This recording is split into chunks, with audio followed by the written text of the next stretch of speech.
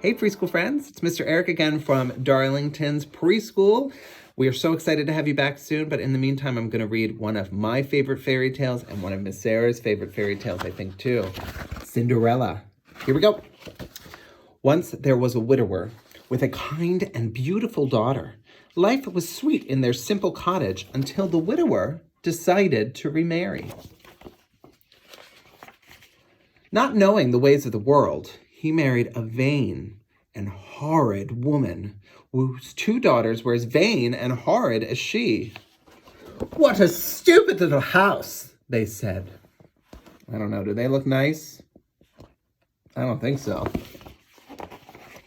The widower's daughter was made to work like a servant in her own house. She was soon run ragged, washing, ironing, scrubbing, dusting, and cooking heaps of food.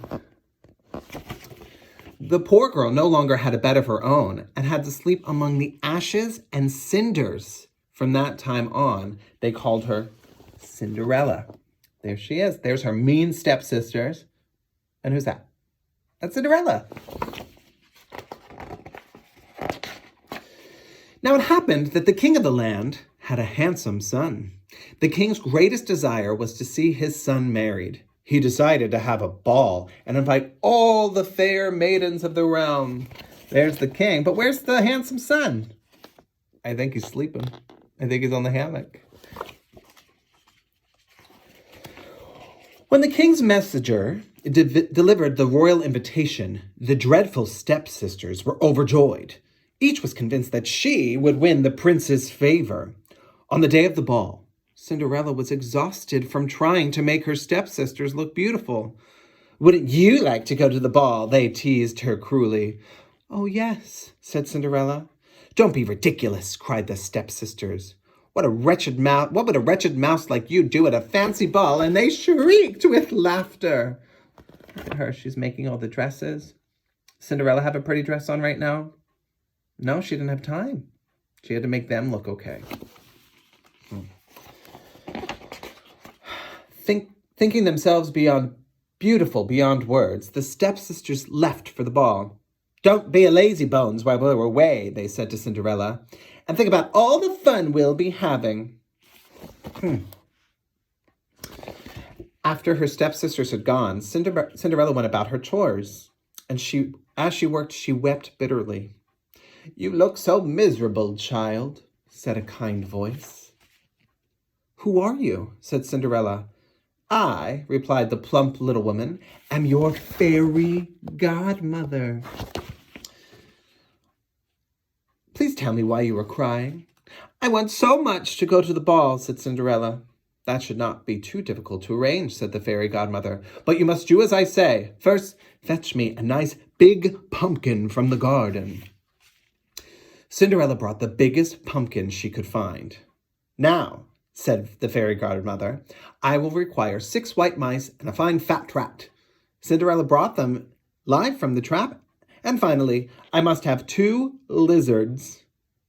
"You might look beyond the watering pail." Cinderella did as she told. Okay, so what do we see in here? What did Cinderella need? She said the biggest pumpkin that she could find. And then how many mice? Let's see. 1, 2, 3, 4, 5, 6. A big fat rat. And how many lizards? 1, 2. With a touch of her wand, the fairy godmother changed the pumpkin into a magnificent golden coach, and the mice into 6 white horses, and the rat into a jolly coachman, and the lizard into 2 sleek footmen. "Lovely," the fairy godmother exclaimed. "Off you go." "Am I to go in rags?" said Cinderella. "Oh, silly me," said the fairy godmother, and she should transform Cinderella's filthy rags into an elegant gown, and on her feet placed a pair of sparkling glass slippers. "Now you are ready," said the fairy godmother. "But remember this, you must return home before the stroke of midnight, for then all your finery will change back to what it was." Cinderella promised to obey, and then she was off to the ball. Look how pretty she is. You see the mice, now they're horses, and the golden coach. At the palace, the prince learned that an enchanting maiden had arrived and greeted her himself. The other guests were puzzled. Who was this beautiful stranger? I don't know. Who is that? That's right, it's Cinderella. But he doesn't know yet. Completely smitten, the prince had eyes only for Cinderella. They danced every dance. Cinderella found herself deeply in love.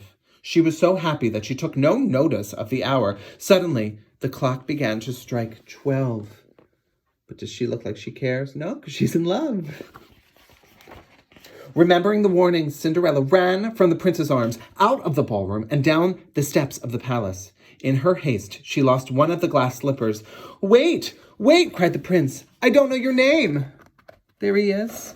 He's screaming for her, but she's running down the steps. But what's missing? That's right, the glass slipper. She's got a bare foot.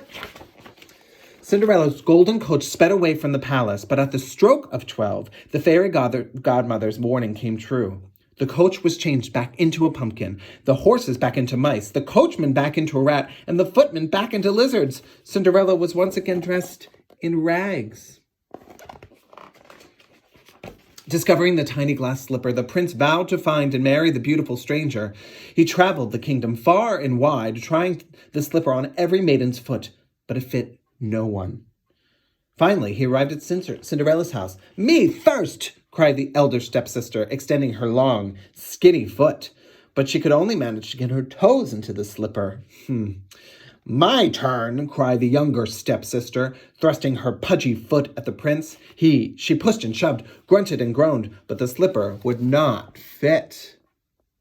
May I try it on? Said Cinderella.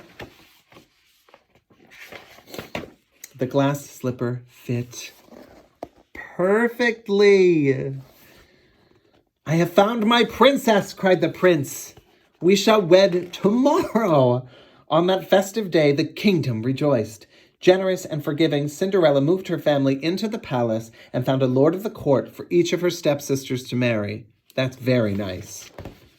Cinderella's fairy godmother moved in too, just to make sure everyone lived happily ever after. What a fun story. If you had a fairy godmother, what would you turn into today? I think I would turn my dog into a big horse so I could ride him around the yard. You think about that. What would you do? That's funny. All right, guys, have a great day.